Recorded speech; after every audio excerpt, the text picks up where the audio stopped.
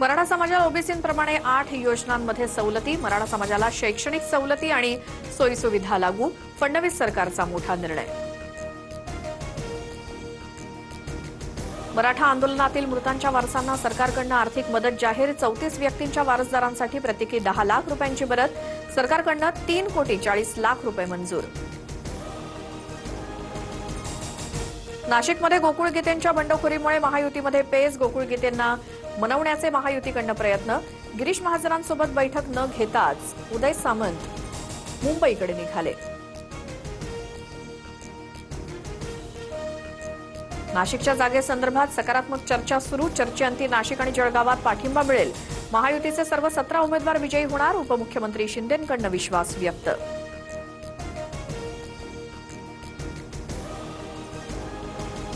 गोकुळ गीतेंना भेटून पाठिंब्यासाठी विनंती करणार, मंत्री गिरीश महाजनांची प्रतिक्रिया, तर गीतेंनी आमच्या उमेदवाराला बिनशर्त पाठिंबा द्यावा, उदय सामंत यांचं आवाहन. ठाकरेंच्या सेनेतनं हकालपट्टीनंतर बाळ माने भाजपात प्रवेश करण्याची शक्यता, भारतीय जनता पार्टी माझं मूळ घर, आई-वडिलांकडे परत जायला काहीच अडचण नाही, बाळ मानेंची सूचक प्रतिक्रिया. ठाकरेंच्या सेनेतनं हकालपट्टीनंतर बाळ माने आणि विनायक राऊतांमध्ये जुंपली, विनायक राऊतांना शिंदे सेना ठाकरेंकडे हेर म्हणूनच ठेवणार, बाळ मानेंची टीका, तर पक्षाशी बेमायनीचे धंदे आम्ही कधी केलेले नाहीत, विनायक राऊतांचं प्रत्युत्तर. जळगावात भाजप विरोधात शिवसेनेच्या रेश्मा काळेंची बंडखोरी, निवडणूक जिंकेन किंवा हरेन पण माघार घेणार नाही, कुणालाही पाठिंबा देणार नाही, रेश्मा काळेंची भूमिका.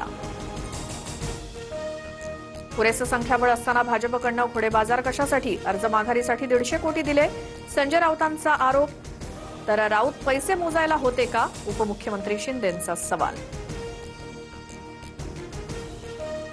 पुणे परिषदेतून पवारांच्या राष्ट्रवादीनं माघार घेतल्यामुळे काँग्रेस आणि ठाकरेंची शिवसेना नाराज, पुण्यात महाविकास आघाडीतून बाहेर पडण्याचा काँग्रेसचा प्रस्ताव, तर महाविकास आघाडीमुळे पुण्यात ठाकरेंच्या शिवसेनेचं नुकसान, वसंत मोरेंची टीका.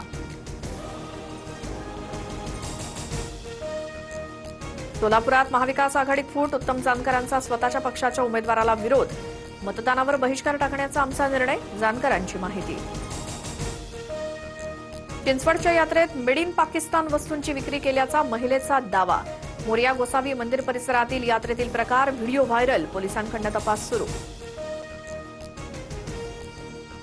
नाशिक टीसीएस धर्मांतरण प्रकरणात धक्कादायक खुलासा, जाकीर नाईकचे व्हिडिओ दाखवून पीडितेचं धर्मांतरण, सोशल मीडियावरील धर्मांतरणाचे व्हिडिओ दाखवून धर्मांतरणाचा संशय.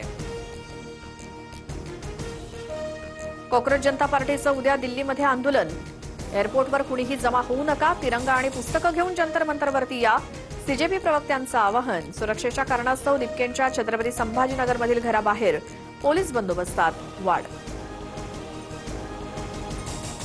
पुण्याच्या दौंडमधील पाटस इथे भर दिवसा गोळीबार, तरुणांमधील वादानंतर 3 राऊंड फायर, पोलीस घटनास्थळी, अधिकचा तपास सुरू.